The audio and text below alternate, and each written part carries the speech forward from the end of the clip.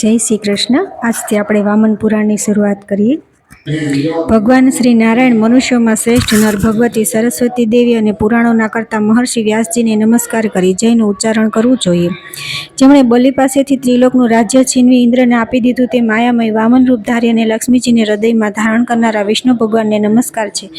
એકવાર વિદ્વાનોમાં શ્રેષ્ઠ પુલત્ય ઋષિ પોતાના આશ્રમમાં બેઠા હતા। ત્યાં નારદજીએ તેમને આ પ્રમાણે વામન પુરાણની કથા પૂછી। હે બ્રહ્મન, ભગવાન વિષ્ણુએ વામન અવતાર કેમ ગ્રહણ કર્યો? દેવતર્ય પ્રહલાદજી વિષ્ણુ ભક્ત હોવા છતાં તેમણે દેવતાઓ સાથે યુદ્ધ કેમ કર્યું? બીજી જિજ્ઞાસા એ છે કે દક્ષ પ્રજાપતિની પુત્રી ભગવતી સતી જે ભગવાન શંકરની પત્ની હતા તેમણે પોતાના શરીરનો ત્યાગ કરી પર્વતરાજ હિમાલયના ઘરે જન્મ કેમ લીધો અને તે કલ્યાણી પુનઃ મહાદેવજીના પત્ની કેવી રીતે બન્યા? હું માનું છું કે આપને સર્વ બાબતનું જ્ઞાન છે, તેથી આપ મારી આ શંકાને દૂર કરો। સાથે સાથે હે સત્પુરુષોમાં શ્રેષ્ઠ દ્વિજ, તીર્થો તથા દાનોનો મહિમા અને વિવિધ વ્રતોની અનુષ્ઠાન વિધિ પણ મને બતાવો। નારદજીની વાત સાંભળી મુનિવર્ય તથા શ્રેષ્ઠ વક્તા તપોધન પુલત્યજી નારદજીને કહેવા લાગ્યા। પુલત્ય બોલ્યા કે હે નારદ, હું આપને વામન પુરાણની કથા આદિથી અંત સુધી કહીશ, તે આપ ધ્યાનથી સાંભળો। પ્રાચીન સમયમાં દેવી હેમવતી એ ગ્રીષ્મ ઋતુનું આગમન જોઈ મંદાર પર્વત પર બેઠેલા ભગવાન શંકરને કહ્યું કે દેવેશ, ગ્રીષ્મ ઋતુ આવી ગઈ છે, પરંતુ આપનું કોઈ ઘર નથી જ્યાં આપણે બે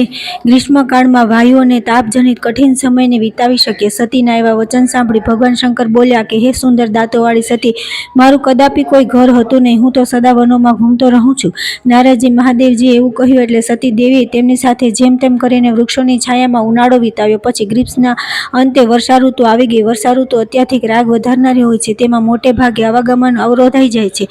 તે સમયે વાદળોથી આવૃત થઈ જવાથી દિશાઓ અંધકારમય થઈ જાય છે। તે વર્ષા ઋતુ આવેલી જોઈ દક્ષપુત્રી સતીએ પ્રેમથી મહાદેવજીને કહ્યું। સતી બોલ્યા કે હે મહેશ્વર, હૃદયને ચીરી નાખે તેવો વેગવાન વાયુ ફૂંકાઈ રહ્યો છે, આ મેઘ ગર્જના કરી રહ્યો છે, નીલા મેઘોમાં વીજળીઓ કડાકા મારી રહી છે અને મયુરગણ કેકારો કરી રહ્યા છે। આકાશમાંથી જળધારાઓ વરસી રહી છે, બગલાની પંક્તિઓ જળાશયોમાં તરી રહી છે, કદંબ, સર્જ, કેતકી વગેરે વૃક્ષો પરથી ફૂલ ગરી રહ્યા છે। મેઘની ગર્જના સાંભળીને હંસ તરત જળાશયોને છોડીને જતા રહે છે, જાણે કે યોગીજન સર્વ પ્રકારથી સમૃદ્ધ ઘરને છોડીને ચાલ્યા જતા ન હોય। વનમાં મૃગોના જૂથ ખેલતા કૂદતા આનંદિત થઈ રહ્યા છે, નદીઓ એકાએક અતિવેગથી વહી રહી છે। હે ચંદ્રશેખર, આવા ઉત્તેજક સમયમાં સ્ત્રી તેને ગમતા પુરુષના આશ્લેષમાં આવી શીલ ગુમાવી દે છે, તેમાં શું આશ્ચર્ય? આકાશ નીલ વાદળોથી ઘેરાઈ ગયું છે। હે શંકરજી, આવી દુઃસહ અદ્ભુત તથા ભયંકર દશામાં હું આપને પ્રાર્થના કરું છું કે આ ઉત્તમ પર્વત પર આપ ગૃહ નિર્માણ કરો। હે શંભો, ઘર બની જતાં હું સર્વ રીતે નિશ્ચિત થઈ જાઉં। સતીના કર્ણપ્રિય વચનો સાંભળી ત્રિનયન મહાદેવ બોલ્યા કે પ્રિય, ઘર બનાવવા માટે મારી પાસે ધન નથી, હું માત્ર વાઘના ચામડાથી મારું શરીર ઢાંકું છું। હે શુભે, સૂત્રના અભાવમાં હું સર્પની જનોઈ પહેરું છું, પદ્મ અને પિંગલ નામના સર્પના કુંડળ પહેરું છું, કંબલ અને ધનંજય નામના બે સર્પ મારા બાજુબંધ છે, મેં અશ્વતર તથા તક્ષક નાગના કંકણ પહેર્યા છે, આ રીતે કમરમાં લીલાજન વર્ણવાળો નીલ નામનો સર્પ શોભી રહ્યો છે। પુલત્ય બોલ્યા કે મહાદેવજી આ પ્રમાણે કઠોર તથા ઓજસ્વી અને સત્ય હોવા છતાં અસત્ય પ્રતીત થતા વચનો કહ્યા। એ સાંભળી સતીજી બહુ ડરી ગયા અને સ્વામીના નિવાસ કષ્ટને જોઈ ગરમ શ્વાસ છોડતા તથા પૃથ્વી તરફ જોતા કંઈ ક્રોધ અને લજ્જાથી આ પ્રમાણે કહેવા લાગ્યા। દેવી સતી બોલ્યા કે હે દેવેશ, વૃક્ષના મૂળમાં દુઃખપૂર્વક રહીને મારો વર્ષાકાળ કેવી રીતે વ્યતીત થશે? એટલા માટે તો હું આપને ઘર બનાવવાની વાત કરું છું। ભગવાન શંકર બોલ્યા કે હે દેવી, મેઘમંડળની ઉપર પોતાના શરીરને સ્થિત કરી તમે વર્ષાકાળ સારી રીતે વ્યતીત કરી શકશો, તેનાથી વર્ષાની જલધારાઓ તમારા શરીર પર પડી શકશે નહીં। પુલત્ય બોલ્યા કે તે પછી મહાદેવજી દક્ષ કન્યા સતીની સાથે આકાશમાં ઉન્નત મેઘમંડળની ઉપર ચડીને બેસી ગયા। ત્યારથી સ્વર્ગમાં તે મહાદેવજીનું નામ જીમૂત કેતુ કે જીમૂત વાહન વિખ્યાત થઈ ગયું। ત્યાર પછી આવે છે બીજો અધ્યાય, સતી અને શંકરનું મંદાર પર અવતરણ, દક્ષનો યજ્ઞ, શિવજી અને સતીનું અપમાન, શિવજી કપાલી કેમ બન્યા? પુલત્ય બોલ્યા કે આ પ્રમાણે ત્રિને ભગવાન શિવે વર્ષાકાળ મેઘો પર વ્યસીને વ્યતીત કરી દીધો। હે નારદજી, તે પછી લોકોને આનંદિત કરતી રમણીય શરદ ઋતુ આવી ગઈ। આ ઋતુમાં વાદળો અદ્રશ્ય થઈ જાય છે, બગલા વૃક્ષોને છોડી અલગ થઈ જાય છે, નદીઓ તટ છોડીને વહેવા લાગે છે, તેમાં કમળો સુગંધ ફેલાવે છે, કાગડા માળ છોડી દે છે, મૃગોના શિંગડા ગરી પડે છે, જળાશયો સ્વચ્છ થઈ જાય છે, કમળો વિકસિત થાય છે, શુભ્ર ચંદ્રમાના કિરણો આનંદનું વિતરણ કરે છે, લતાઓ પુષ્પિત થઈ જાય છે, ગાયો હુષ્ટપુષ્ટ થઈને વિહરે છે તથા સંતોને ઘણું સુખ મળે છે. આવી શરદ ઋતુમાં ભગવાન શંકર મેઘની ઉપર વાસ કરનારા સતીજીને સાથે લઈ શ્રેષ્ઠ મંદાર પર્વત પર પહોંચ્યા અને તેના ઉપરના ભાગમાં એક સમતલ શિલા પર બેસી સતીની સાથે વિશ્રામ કરવા લાગ્યા. પુલત્ય બોલ્યા કે હે નારદજી, શરદ ઋતુ વીતી ગઈ પછી તથા ભગવાન વિષ્ણુના જાગ્યા બાદ પ્રજાપતિઓમાં શ્રેષ્ઠ દક્ષે એક વિશાળ યજ્ઞનું આયોજન કર્યું. તેમણે 12 આદિત્ય તથા કશ્યપાદી ઋષિઓની સાથે ઇન્દ્ર આદિ શ્રેષ્ઠ દેવતાઓને પણ નિમંત્રિત કરી તેમને યજ્ઞના સદસ્ય બનાવ્યા. તેમણે અરુંધતી સહિત વશિષ્ઠ અને અનુસૂયા સહિત અત્રિ મુનિને, ધૃતિ સહિત વિશ્વામિત્રને, અહલ્યાની સાથે ગૌતમને, અમાયા સાથે ભરદ્વાજ અને ચંદ્રાની સાથે અંગિરા ઋષિને આમંત્રિત કર્યા. વિદ્વાન દક્ષે આ ગુણ સંપન્ન વેદાંગના નિષ્ણાંત ઋષિઓને નિમંત્રીને તેમને પોતાના યજ્ઞના સદસ્ય બનાવ્યા. દક્ષે યજ્ઞમાં ધર્મને પણ તેમની પત્ની અહિંસાની સાથે નિમંત્રી યજ્ઞમંડપના દ્વારપાળ તરીકે નિયુક્ત કર્યા. અષ્ટનેમી સમિધા લાવવાનું કામ સોંપ્યું અને ભૃગુને મંત્રપાઠમાં નિયુક્ત કર્યા.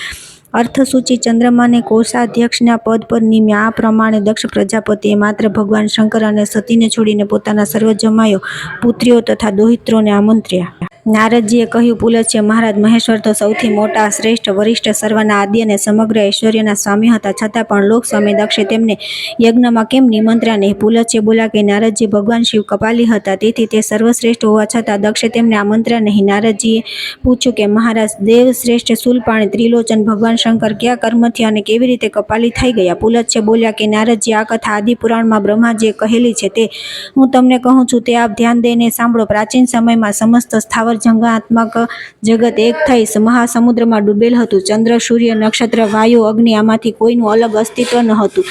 જગતની તે વખતે અવસ્થાનું વર્ણન થઈ શકે તેમ નથી. સર્વ પર્વત અને વૃક્ષ જળમાં નિમગ્ન હતા તથા સંપૂર્ણ જગત અંધકારથી વ્યાપ્ત અને દુર્દશાગ્રસ્ત હતું. તે સમયે ભગવાન વિષ્ણુ હજારો વર્ષોની નિંદ્રામાં શયન કરે છે અને રાત્રિના અંતે રાજ્ય રૂપ ગ્રહણ કરી તે સર્વલોકની રચના કરે છે. આ ચરાચર જગત સ્રષ્ટા ભગવાન વિષ્ણુનું તે અદ્ભુત રાજ્ય સ્વરૂપ 5 મુખવાળું હતું તથા વેદાંગનું જ્ઞાતા હતું. તે સમયે તમોમય ત્રિલોચન શૂલપાણી, કદર્પી જટાધારી તથા રુદ્રાક્ષ માળા ધારણ કરેલા એક અન્ય પુરુષ પણ પ્રગટ થયા. તે પછી ભગવાને અતિ દારૂણ અહંકારની રચના કરી, જેનાથી બ્રહ્મ તથા શંકર એ બંને દેવતા આક્રાંત થઈ ગયા.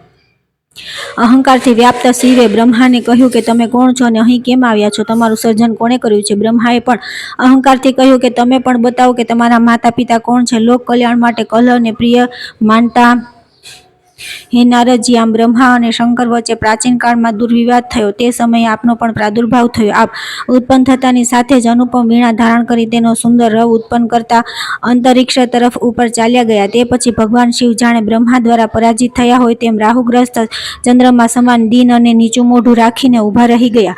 લોકપતિ શંકર બ્રહ્મા દ્વારા પરાજિત થઈ જતા ક્રોધથી અંધ બનેલા રુદ્રને બ્રહ્માજીના 5મા મુખે કહ્યું કે તમો મૂર્તિ ત્રિલોચન, હું આપને જાણું છું. આપ દિગંબર, વૃષવાહન અને લોકોને નષ્ટ કરનારા પ્રલયંકારી છો. તો સાંભળો કે અજન્મા ભગવાન શંકર પોતાના ત્રીજા ઘોર નેત્ર દ્વારા ભસ્મ કરવાની ઈચ્છાથી બ્રહ્માના તે મુખને એકટક જોવા લાગ્યા. તે પછી શ્રી શંકરના શ્વેત, રક્ત, સ્વર્ણિમ, નીલ અને પિંગલ વર્ણના સુંદર 5 મુખ ઉત્પન્ન થઈ ગયા.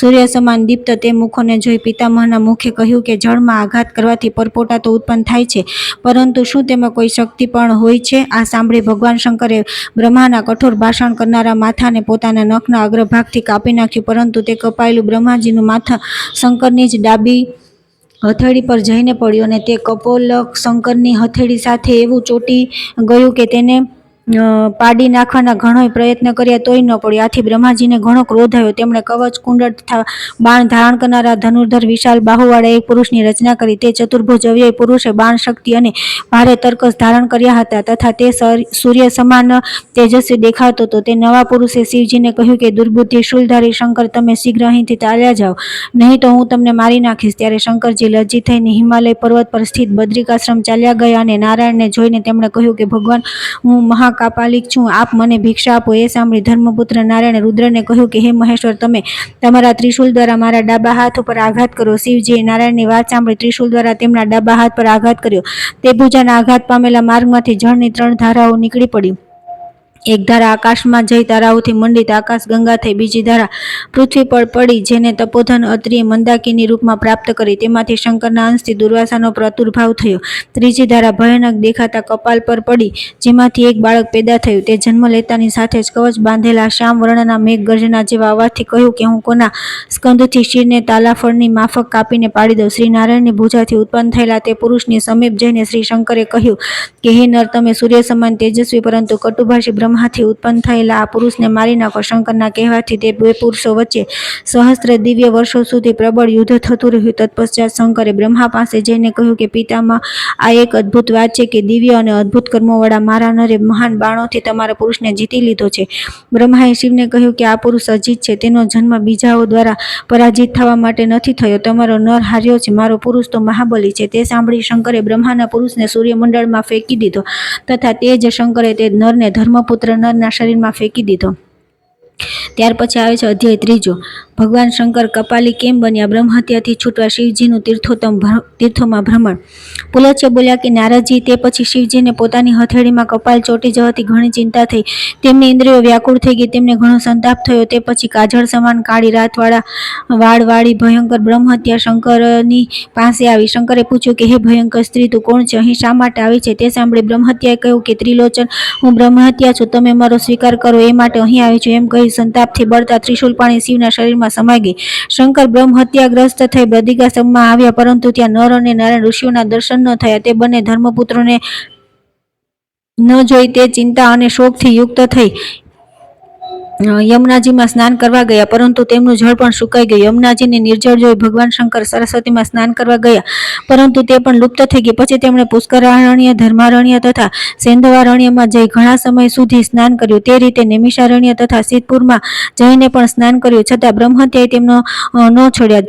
જીમૂત, કેતુ, શંકર અને અનેક નદીઓ, તીર્થો, આશ્રમો તથા પવિત્ર દેવતયોની યાત્રા કરી, પરંતુ યોગી હોવા છતાં પણ તે પાપ મુક્ત ન થઈ શક્યા. તે પછી ખીન થઈને તે કુરુક્ષેત્ર ગયા. ત્યાં જઈ તે ગરુડધ્વજ ચક્રપાણી વિષ્ણુના દર્શન કરીને સ્તુતિ કરવા લાગ્યા. હે દેવતાઓના સ્વામી, આપને નમસ્કાર છે. હે ગરુડરાજ, આપને નમસ્કાર છે. શંખ, ચક્ર, ગદા, પાણી, વાસુદેવ, આપને નમસ્કાર છે. નિર્ગુણ અને અનંત અતકાર્ય વિધાતા, આપને નમસ્કાર છે. જ્ઞાન અજ્ઞાન સ્વરૂપ, સ્વયં નિરાશ્રય પરંતુ સર્વના આશ્રય, આપને નમસ્કાર છે. રજોગુણયુક્ત બ્રહ્મમૂર્તિ સનાતન, આપને નમસ્કાર છે. હે નાથ, આપે આ સંપૂર્ણ ચર અચર વિશ્વની રચના કરી છે. સત્વગુણના આશ્રય લોકેશ, વિષ્ણુમૂર્તિ, અધોતશજ, પ્રજાપાલક, મહાબાહુ જનાર્દન, આપને નમસ્કાર છે. હે તપોમૂર્તિ, હું આપના અંશભૂત ક્રોધથી ઉત્પન્ન થયેલો છું. હે મહાન ગુણવાળા સર્વવ્યાપી દેવેશ, આપને નમસ્કાર છે. હે જગન્નાથ, આપ જ પૃથ્વી, જળ, આકાશ, અગ્નિ, વાયુ, બુદ્ધિ, મન અને રાત્રિ છો, આપને નમસ્કાર છે. હે ઈશ્વર, આપ જ ધર્મ, યજ્ઞ, તપ, સત્ય, અહિંસા, પવિત્રતા, સરળતા, ક્ષમા, દાન, દયા, લક્ષ્મી અને બ્રહ્મચર્ય છો. હે ઈશ, આપ અંગો સહિત 4 વેદરૂપ જાણવા યોગ્ય અને વેદ્યોના પારને જાણનારા છો. આપ જ ઉપવેદ છો તથા બધું જ આપ છો, આપને નમસ્કાર છે. હે અચ્યુત, હે ચક્રપાણી, આપને વારંવાર નમસ્કાર છે. મીન મૂર્તિધારી, મત્સ્યાવતારધારી માધવ, આપને નમસ્કાર છે. હું આપને લોકમાં દયાળુ માનું છું. હે કેશવ, આપ મને પાપના બંધનમાંથી મુક્ત કરો. મારા શરીરમાં રહેલી બ્રહ્મહત્યાથી ઉત્પન્ન થયેલા અશુભનો નાશ કરી મને પાપના બંધનથી મુક્ત કરો. વિચાર કર્યા વિના કાર્ય કરનારો હું દગ્ધ અને નષ્ટ થઈ ગયો છું. આપ સાક્ષાત તીર્થ છો, તેથી આપ મને પવિત્ર કરો. આપને વારંવાર નમસ્કાર છે. પુલત્ય બોલ્યા કે ભગવાન શંકરની સ્તુતિ સાંભળી ભગવાન વિષ્ણુએ શંકરની બ્રહ્મહત્યાનો નાશ કરવા તેમને કહ્યું કે હે મહેશ્વર, અહીંથી પૂર્વમાં પ્રયાગમાં મારા અંશથી ઉત્પન્ન થયેલા યોગશાહી નામના વિખ્યાત દેવતા છે. તે અવ્યય વિકાર રહિત પુરુષ છે. ત્યાં તેમનો નિત્ય નિવાસ છે. ત્યાંથી તેમના જમણા ચરણથી પ્રસિદ્ધ શ્રેષ્ઠ નદી વર્ણા નીકળે છે. તે સર્વ પાપોને હરનારી અને પવિત્ર છે. ત્યાં તેમના ડાબા પગથી અસી નામની પવિત્ર એક બીજી નદી પણ નીકળે છે. એ બંને નદીઓ શ્રેષ્ઠ અને લોક પૂજ્ય છે. તે બંનેની વચ્ચેનો પ્રદેશ યોગશાહીનું ક્ષેત્ર છે. તે ત્રણેય લોકમાં શ્રેષ્ઠ તીર્થ છે. ત્યાં પવિત્ર, શુભપ્રદ, વિખ્યાત વારાણસી નગરી છે, જેમાં ભોગી લોકો પણ આપના લોકને પ્રાપ્ત કરે છે. ત્યાં શ્રેષ્ઠ બ્રાહ્મણોનો મંગલ વેદધ્વનિ રેલાઈ રહ્યો છે. ત્યાં દાનધારા નિરંતર વહેતી રહે છે અને મદવાળા તથા અભિમાની લોકો રહેતા નથી. હે સુરેશાન, આવી વારાણસીના મહાન આશ્રમમાં સર્વ પાપોનો નાશ કરનાર લોલ નામના સૂર્ય નિવાસ કરે છે. હે સુરશ્રેષ્ઠ, ત્યાં દશાશ્વેગ મેઘ નામનું સ્થાન છે, ત્યાં મારા અંશ સ્વરૂપ કેશવ સ્થિત છે, ત્યાં જઈને આપ આપથી છુટકારો મેળવશો. પુલસ્ત્ય બોલ્યા કે હે નારદ, ભગવાન વિષ્ણુની વાણી સાંભળીને શિવજીએ મસ્તક ઝુકાવી પ્રણામ કર્યા. પછી તે પાપથી છૂટવા માટે ગરુડ સમાન તેજ વેગથી વારાણસી ગયા. ત્યાં પરમ પવિત્ર તથા તીર્થભૂત નગરીમાં જઈને દશાશ્વમેઘના તથા અસી સ્થાનમાં સ્થિત ભગવાન લોલર્કના દર્શન કર્યા તથા ત્યાંના તીર્થોમાં સ્નાન કરી પાપ મુક્ત થઈ વર્ણા સંગમ પર કેશવનું દર્શન કરવા ગયા. તેમણે કેશવને પ્રણામ કરીને કહ્યું કે હે ઋષિકેશ, આપની કૃપાથી બ્રહ્મહત્યા તો નષ્ટ થઈ ગઈ, પરંતુ હે દેવેશ, આ કપાલ મારા હાથને છેડતું નથી.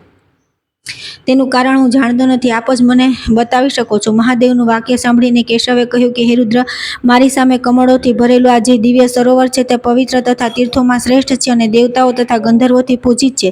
શિવજી, આપ આ પરમ શ્રેષ્ઠ તીર્થમાં સ્નાન કરો. સ્નાન કરવા માત્રથી આજે જ આ કપાલ આપના હાથને છોડી દેશે. તેનાથી હે રુદ્ર, આપ સંસારમાં કપાલી નામથી પ્રસિદ્ધ થશો તથા આ તીર્થ પણ કપાલમોચન નામથી પ્રસિદ્ધ થશે. હે મુનિ નારદ, સુરેશ્વર કેશવે એમ કહ્યું એટલે મહાદેવે કપાલમોચન તીર્થમાં વેદોક્ત વિધિથી સ્નાન કર્યું. તે તીર્થમાં સ્નાન કરતાં જ તેમના હાથમાંથી બ્રહ્મ કપાલ પડી ગયો. ત્યારથી ભગવાનની કૃપાથી તે ઉત્તમ તીર્થનું નામ કપાલમોચન પડ્યું. આગળની કથા આપણે આવતીકાલે કરીશું.